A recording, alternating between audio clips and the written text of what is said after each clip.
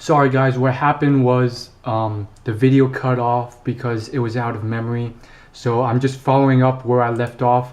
So now we get to, again, this vortex around these three pets.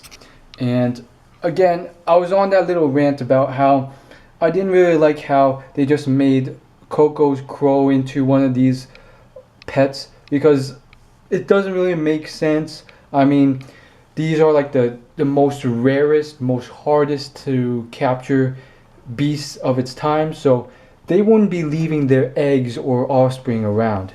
I mean, Terry, we can understand that, but what about the others? Anyhow, they're getting pretty darn strong by the vortex, although it seems that you need all three of them to make the vortex, so they're not at that point where it's like the vortex on its own creates, like, that means that like there's two kings battling. So it requires three of them to create that, but it seems like they're all on the same level. I would have thought Terry or maybe Coco's crow would have the advantage because they were, they were captured earlier, but at the same time you can train in the wild just as well, if not better. So that's interesting. However, it's very curious because maybe this is just another mistake by the author, but the vortex above, it only comes about when there are kings of, like, king capture level quality beasts that are fighting each other. And so whether it's because all three of them are fighting and they can't create that vortex when only two of them are, or the beasts haven't in fact progressed to that level, it doesn't really make sense, because if you try and draw a power level comparison between the two of them, between Toriko and the beast, doesn't make sense, because if Terry and the other two pets were on that level, that would mean that Toriko is on a similar level, which would already imply that he is on that king beast level, which I highly doubt. Although he trained really hard for that 1 year, I doubt he's at that level where he can take on a fully grown battle wolf. Not saying Terry's on that level either, but it was explicitly stated that you need to get to that sort of level to create the vortex. So my only rational assumption or conclusion would be that they can only create that vortex when all three of them are battling each other.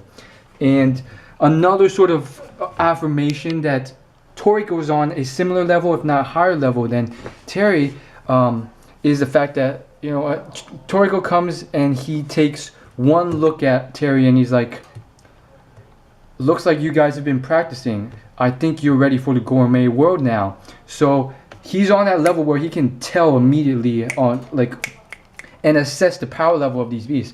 And so if he's, the way he says it, it's almost like he's looking down slightly on them, not like in a vitriolic way. Toriko's looking, he's sort of like in like a friendly way. He's like, I think you guys are ready for the gourmet world now, but it's still somewhat condescending. It's like saying, yeah, I'm stronger here. So there's that to keep in mind. That's just how Toriko is. So I would assume like all of them have grown in strength. I'm excited to see how much in strength they've grown. By the way, we now figure out that Terry is monstrous. Like, his freaking nose is bigger than, almost bigger than Toriko's face. So that's ridiculous. And so also Mansum's grown immensely. I mean, I'm sure they've all grown in strength. Mansum here, he's grown hair. He has this weird fur coat on. You can tell just by his wardrobe that he thinks he's grown stronger since then. So I think he's probably prepared, knowing that he pretty much lost in that battle in the Coliseum to the vice president, which was kind of sad because he claimed he had never really lost a fight since meeting Ichirayu. That being said, he probably hasn't fought since Ichirayu. He's also sort of matured in the sense that he doesn't like always say, "Oh, did you call me handsome?" He's more serious now. Anyhow, we finally get a flashback, and I've always speculated about this. I thought Toriko was just a random child that Ichirayu sort of selected along with the other Heavenly Kings. Turns out he wasn't. All these people were selected based on their mutation where they were born with these gourmet cells in them. How they can tell, I don't know, but you can tell that like these guys are legitimately on another level. And so they find Toriko, and it's a very loving story on how like he has a good heart, and even though he's starving, he takes the bread that Ichirayu gives him and tries and takes it to his village even though he's starving himself. And then there's that thing with his fingernails that I felt it was just unnecessary, and it sort of grossed me out. It was like he was so anxious that to preoccupy his mind from hunger, he bit his own fingernails until there was like none left. How is that possible? I feel like if you bite into your fingernails, even like if you hit the halfway point, you're already like there's gonna be blood everywhere and so forth, and it's gonna hurt like crazy. So I that didn't really make sense for me. And like your fingernails are kind of fused to like your skin, and like it's almost like glue. Like as soon as you like bite into it or pull it out, there'll be blood everywhere. So that was disturbing and didn't really make sense for me. And again, it was very touching on how Ichirayu made like a really cool claim that turned out to be true. And that claim was that pretty much, yes, basically what's going on here is that Toriko will one day, Toriko will fulfill his full course to the fullest and be able to bring that to the rest of the world during the human world's time of need. It was very touching, la-di-da. Honestly, seriously, I'm not making fun of it. Honestly, it was actually fairly touching. And granted, we know that the author sort of is making this up as he goes, but putting that aside, it's still very cool how Ichirayu sort of, he selected this child early on, and later on, Toriko did in fact save the human world when Ichirayu died. It is kind of sad, however, how everyone thinks, still, not everyone, but a lot of people think that Ichirayu was killed off by Midora. And although Midora had those intentions and was about to kill off Ichirayu, at the end of the day, he chose not to, and the Blue Nitro ended up doing it because of some untold conspiracy that didn't want to be revealed. More so, let's get to the more interesting part here. Now, I've mentioned a few times before that Toriko has been hinting towards going into the stars. Now, I really love this personally, and I love them constantly mentioning it because the human world at its peak, it only can be so big. So their adventures in the gourmet world, it's fun and all, but space is just so much more cool. So I can't wait until they get to that level. So we see here, finally we see what Jiro and Setsuno is doing. They're in the gourmet world in this place called the Food Immersion Cape, which is like this hovering landscape that's like literally hovering in space. And my theory on how they become young again when they go to the gourmet world was disproven since they're still old. And what it seems like has happened here is that Midora has buried Ichirayu and built like all these flowers around this guy. And finally, they just talk here and there, and Jiro admits how although Midora was the weakest back in the day, he doesn't think even he can take out Midora now. Even though Jiro is like the knocking master and he has these ridiculous knocking abilities, it's kind of interesting.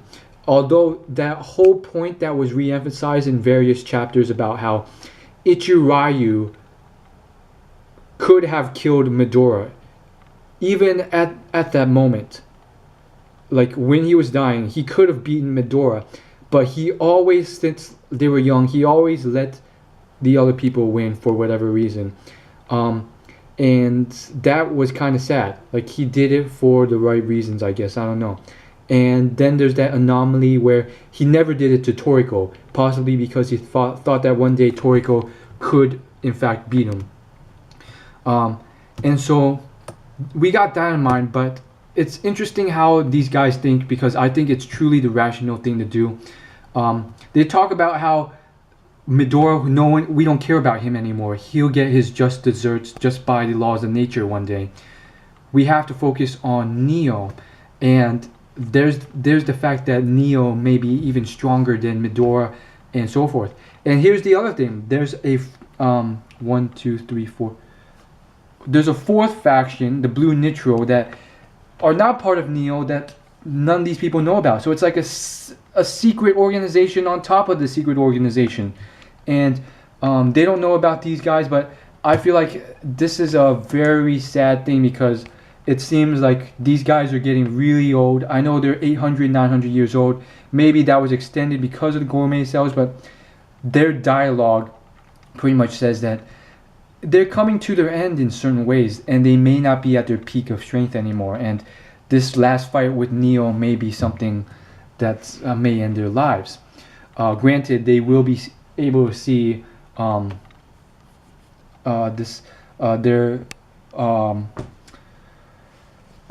the fake god of chefs again, although I don't think it's the real one. I think it's the like zombie one that was unintentionally revived by Midora's tears and that sort of reviving water that he procured.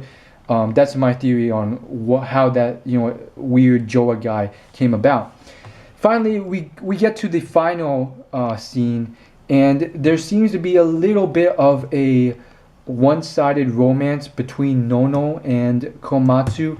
Komatsu sort of playing the part of Luffy-san in One Piece, where and a lot of other characters that are naive and just kind of know what's going on, but whether they intentionally or unintentionally do so, they play on that naive card, not knowing that this girl is interested in something more than friendship, somewhat like Luffy and Goku-san. And so, you know what, Nono is a little bit, it seems like she's asking Komatsu out on a date, and Komatsu's like, yes, I would love to because you are an honored chef and you are Setsuno's disciple, blah, blah, blah. And so there's that in mind. And so here's the final thing. The very final scene is with Toriko pretty much discussing how he's about to prep on his journey, and he may not ever return to the gourmet world. Jiro and Setsuno have pretty much said that they will never return. Toriko's like, I don't know if I'll ever return. And here's the thing. The final panel pretty much says that these four kings, heavenly kings, are the strongest of the human world. But if they all set forth to the gourmet world, then who's left in the human world to defend it? Mansam? Is Mansam also going? If Mansam goes, who's going to defend the human world? Like, there's literally no one left, save for like Setsuno's disciple. And I mean, I feel like Komatsu and Toriko will return one day, but it's going to be weird. And why? Is it because Jiro and Setsuno are more powerful that they will never return? No, it's because I think they're getting old and they feel like their final fight is about to come. I think Toriko will surpass most, if not everyone, in power level by the end of this series, but he will one day return to the human world. That's just how it works. I mean, Komatsu has to see Nono again, right? And Nono is probably going to, like, one day fulfill Setsuno's shoes when the series ends, where she's like the old version of herself, and she's almost like Setsuno. And like Komatsu's her husband. But it does beg that question.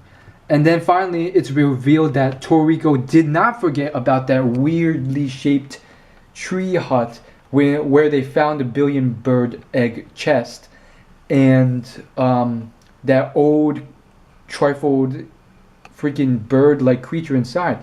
And if you see my latest videos, you know I was just constantly complaining about that. Like, why didn't he check that out? Why didn't he check out that freaking tree hut thing? I knew he saw it, and on top of that, those years of training in the gourmet world, that year and a half of training, and you don't scope out your entire surroundings and check out what else Ichirayu may have left you in that area.